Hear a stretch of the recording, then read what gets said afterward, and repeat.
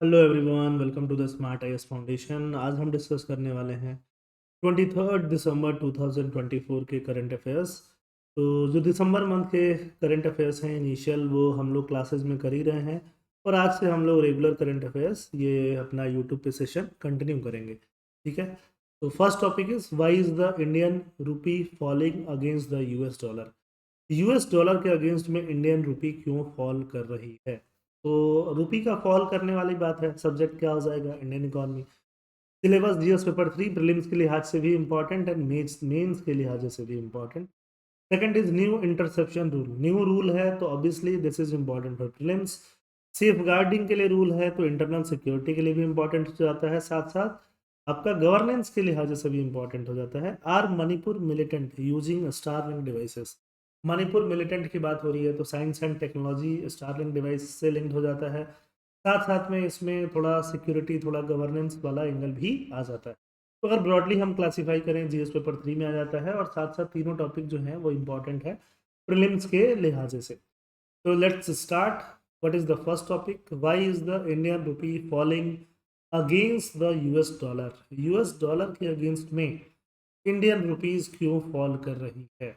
The article discusses the factor influencing the depreciation of Indian rupee against the US dollar के against में, मतलब अभी अभी अगर हम लोग बात करें तो $1 जो है वो ऑलमोस्ट 85 रुपीज़ के आसपास पहुंच गया है। और 85 के बाद ये और चीज़ आगे बढ़ने वाली है। अगर अप्रैल की बात करें तो $1 का वैल्यू कितना था? $1 का वैल्यू ऑलमोस्ट 83 के आसपास था।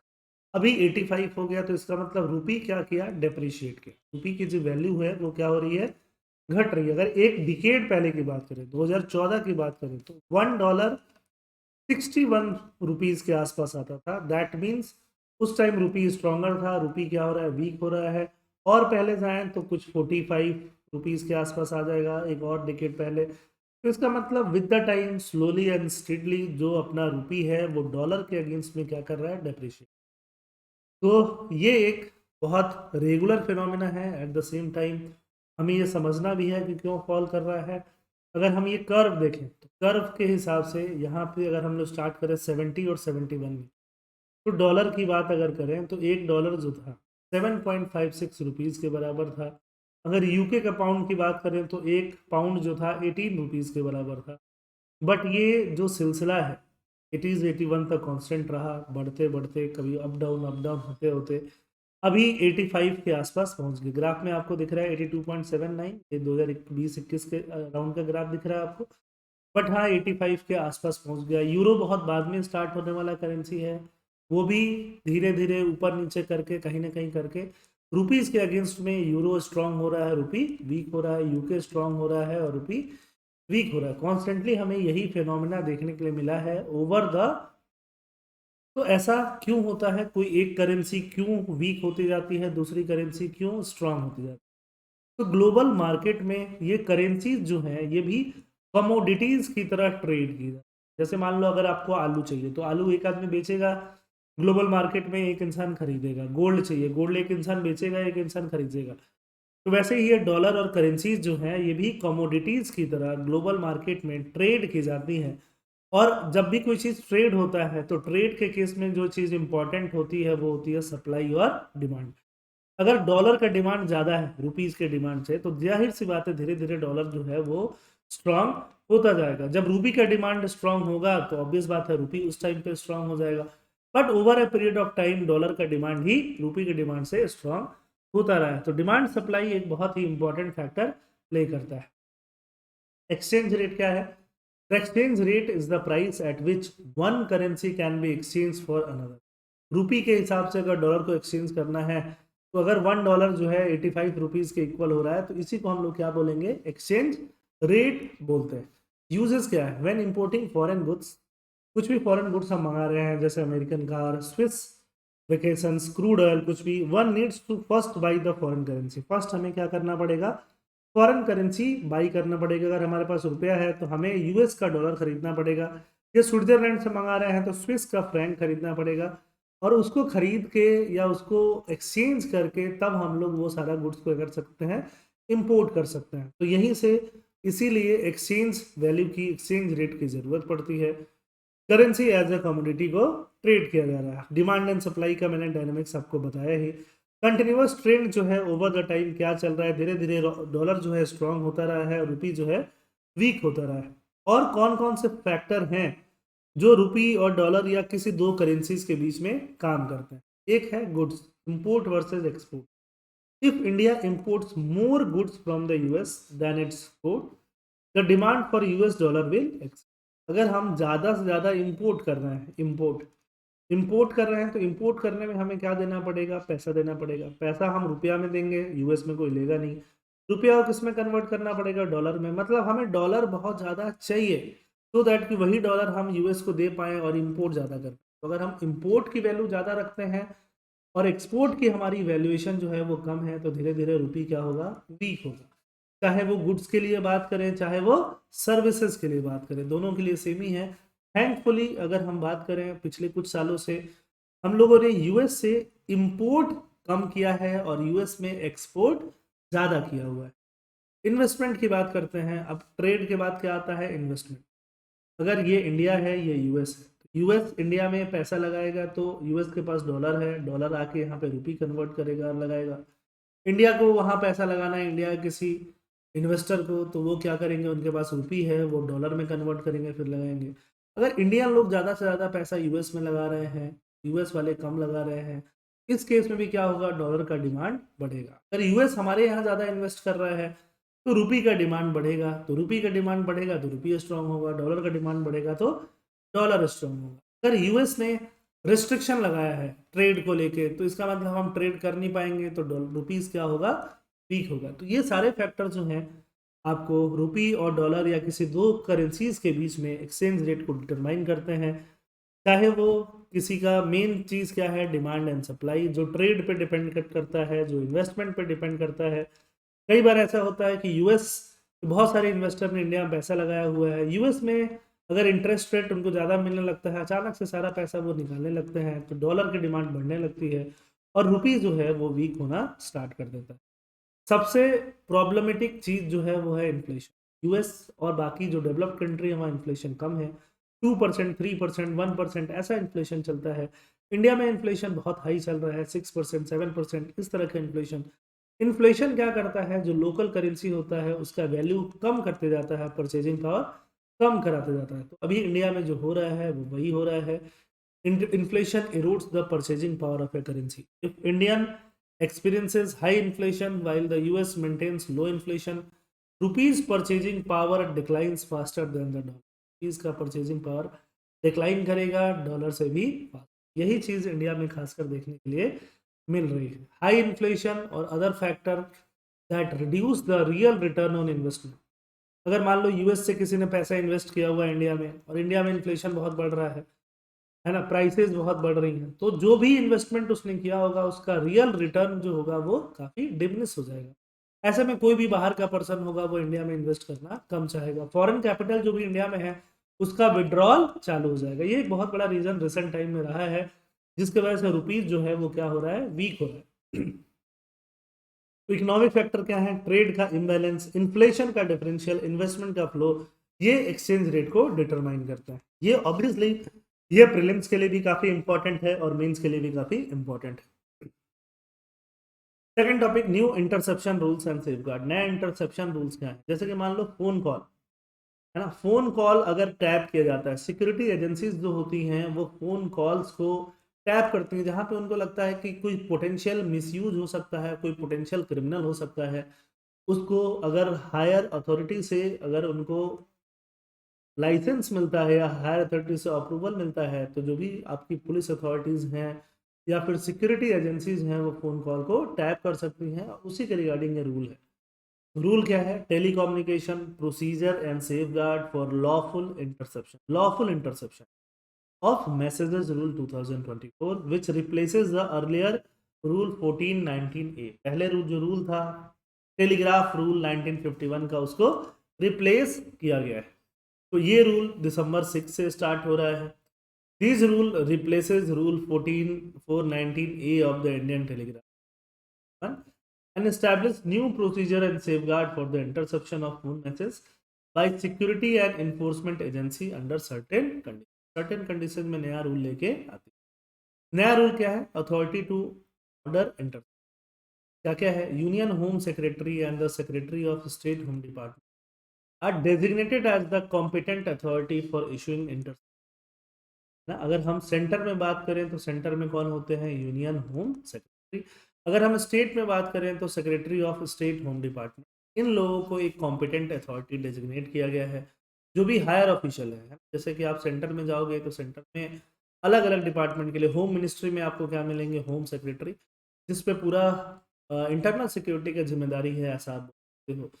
उनका वो अगर इशू करते हैं तो फोन का इंटरसेप्शन हो। An officer not below the rank of joint secretary may also issue interception order in unavoidable circumstance। मान लो ये लोग अवेलेबल नहीं हैं या इनसे बात नहीं हो रही है, बट इनके नीचे के जस्ट ऑफिसर हैं जॉइंट सेक्रेटरी, और सर्कमस्टांसेस अनअवॉइडेबल है, तो ये भी इंटरसेप्शन ऑर्डर इशू कर सकते हैं। ऑपरेशन में flexibility. In remote area for operational reason the head और second senior most officer of the authorised agency, कोई भी एजेंसी अगर काम कर रही है सेंट्रल और स्टेट लेवल की, तो उसका जो हेड हो सकता है या सेकंड सीनियर मोस्ट ऑफिसर हो सकता है, अगर हेड छुट्टी पे है तो ये लोग भी ऑपरेशनल फ्लेक्सिबिलिटी के लिए ऐसा ऑर्डर इशू कर सकते हैं।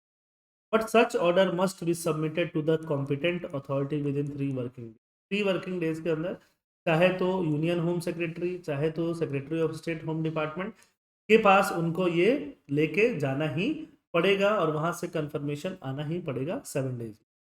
रिकॉर्ड डिस्ट्रक्शन, मान लो अगर बहुत सारा इंटरसेप्शन किया गया है और 6 मंथ तक वो यूजलेस लग रहा है, तो 6 मंथ्स में उसको डिस्ट्रॉय कर देना होगा।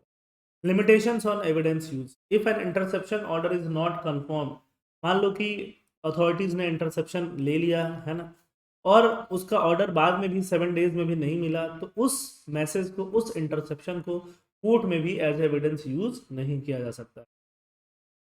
How the new rule differ from the old one, नया रूल और पुराने रूल में क्या है? Relaxation of condition, interception is now allowed. पहले इंटरसेप्शन रिमोट एरियाज में ऑपरेशनल रीजन के लिए अलाउड नहीं था। अभी इमरजेंट केसेस के लिए, पहले इमरजेंट केसेस एक प्रीरिक्विजिट था, अभी वो प्रीरिक्विजिट नहीं है। मतलब कि रिमोट एरियाज, अगर हम मणिपुर की बात करें या जम्मू कश्मीर की बात करें, जहाँ पे थोड़ी प्रॉब्लम्स दिख रहा है, वहाँ पे इंटरसेप्शन को अलाउ किया गया है। मतलब सबके लिए, सब जगह के लिए ही है, वो अलाउ है। At the state level, only the head of the agency and the second senior most officer, तो आईजी से कम रैंक का नहीं होना चाहिए, उनको इशू किया गया है इंटरसेप्शन ऑर्डर, वो इशू कर सकते हैं। एविडेंशियरी रेस्ट्रिक्शन क्या है? Any intercepted message from unconfirmed order, जो ऑर्डर कंफर्म नहीं है बट वहां से इंटरसेप्शन मैसेज किया गया है, उसको एविडेंस में यूज नहीं किया जाएगा। ये 3 चीजें यहाँ पे देखने के लिए मिल रही हैं। पुराना इंडिया टेलीग्राफ एक्ट बहुत पुराना है। इन 2007 में रूल भी आया, 419A was notified following the supreme court ruling in the PUCL versus union of India case.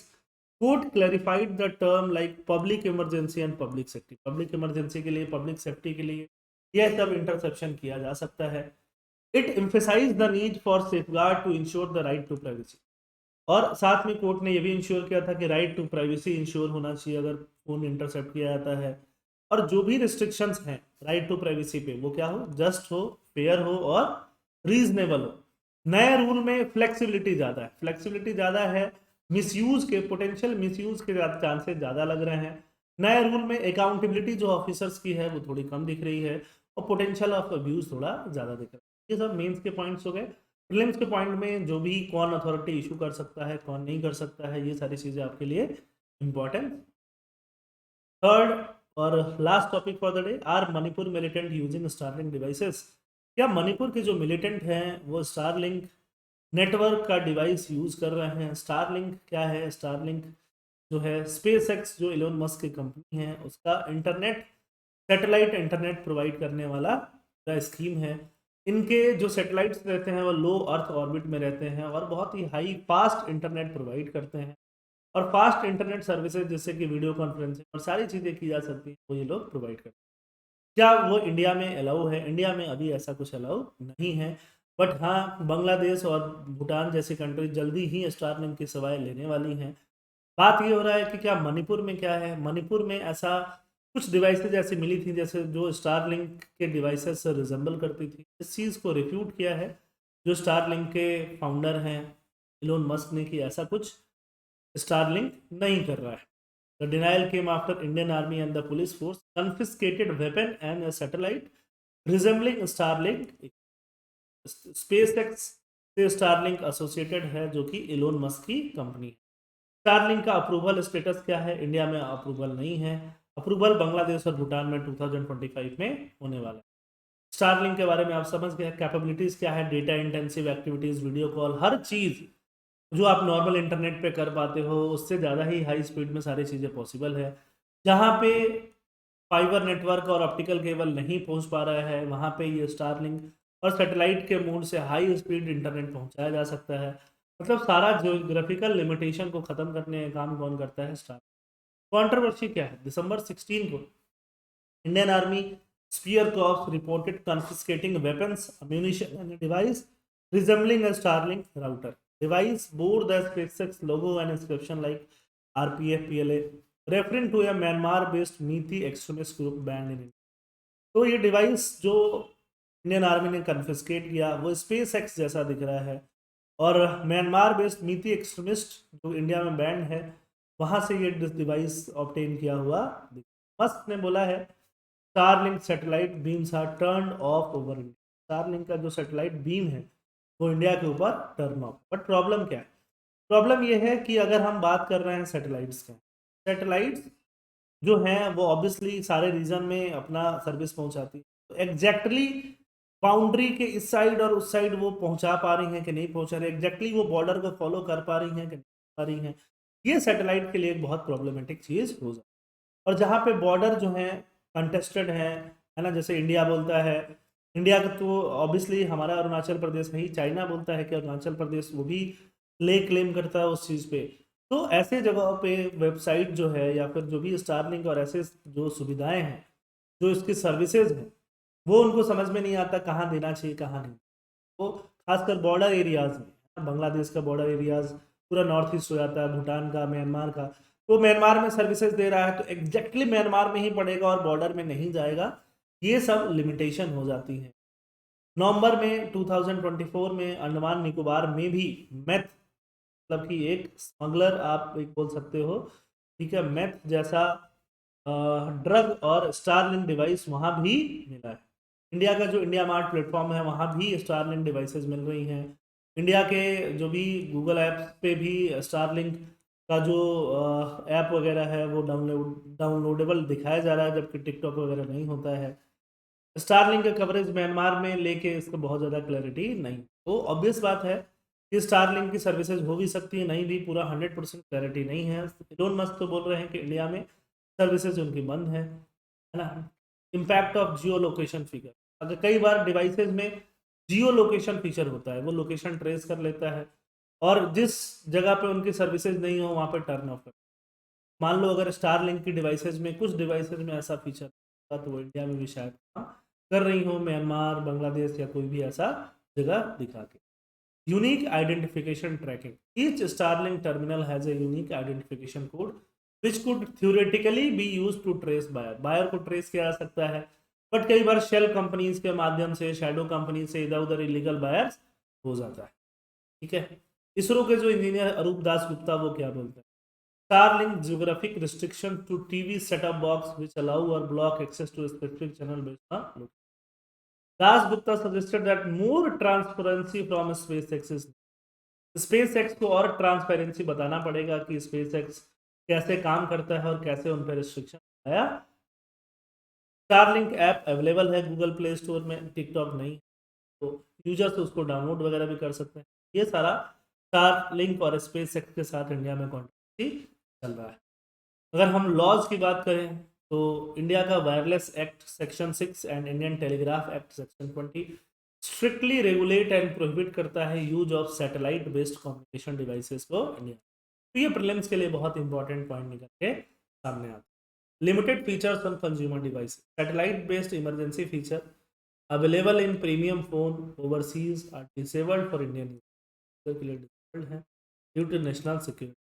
हम लोगों ने जो satellite phone based emergency phones हैं, फीचर्स हैं, उनको इंडियन यूजर्स के लिए डिसेबल कर रखा है। ठीक है, तो ये तीनों टॉपिक जो था वो आज के लिए इम्पोर्टेंट था।